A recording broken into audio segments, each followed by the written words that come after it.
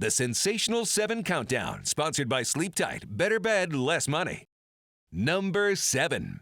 We kick off the Sensational 7 Countdown at Western Hall, where the Leathernecks women's basketball team was in action, which meant we got to see the pride of Highland High School, Kennedy Flanagan. Flanagan would score 15 points on a perfect 7 of 7 shooting from the field, but even more impressive, her defense. Check her out with the big-time block, and then the presence of mind to knock it off the defender out of bounds to take possession. Now that is some high basketball IQ from her. The Leathernecks roll and get the win 95-62 over Northern Illinois. Number 6. More Leatherneck basketball, this time from the men's side. After dropping their first 2 games of the season, WIU has found a bit of rhythm, picking up 2 wins, including an overtime thriller against Southern University. It's games like this when you need players to step up. Well, Ryan Myers was that guy on Friday. 20 points on the night, and just take a look at this beauty. Right through the defense for the nifty finish at the rim to get the bucket and the foul. Western are starting to roll, and I'll tell you what, there will be some trouble for many teams throughout the season. Number 5.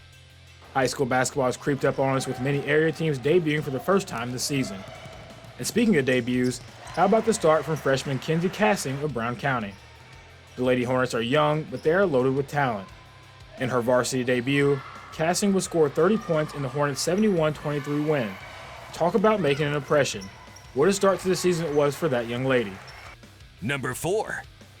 We saw the Camp Point Central special teams work some magic in last week's state quarterfinal game on a few different occasions, where they picked up right where they left off.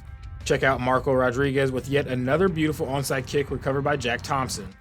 This would lead to a touchdown scamper from Elijah Ginnebacher, and that would set the tone for the rest of the game.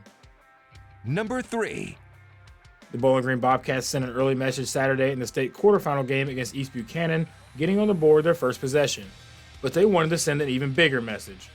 Their defense came up big all day long, but no play was bigger than this one from Neil Rainey.